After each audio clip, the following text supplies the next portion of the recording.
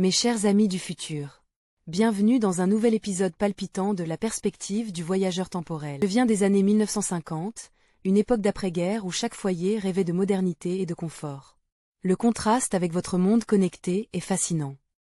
Je me tiens debout à côté de notre tout nouveau téléviseur Sharp en couleur de 1953, son imposant boîtier en bois verni brillant doucement dans la lumière du salon.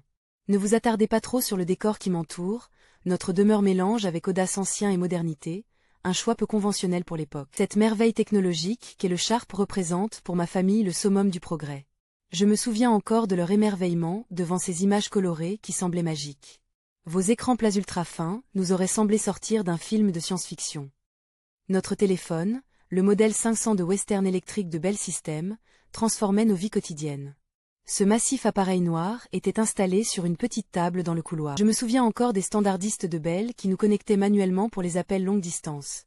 Quelle différence avec vos smartphones qui peuvent instantanément appeler n'importe où dans le monde. L'électroménager révolutionnait nos maisons. En 1953, l'arrivée de notre premier lave-vaisselle automatique semblait miraculeuse.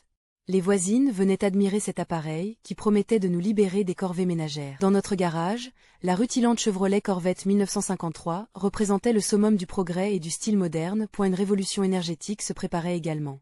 En 1956, j'ai lu avec fascination l'inauguration de la première centrale nucléaire commerciale à Calderhall en Angleterre. Cette innovation marquait le début d'une nouvelle ère dans la production d'électricité, point ce qui me frappe particulièrement, c'est l'évolution de notre rapport à la technologie.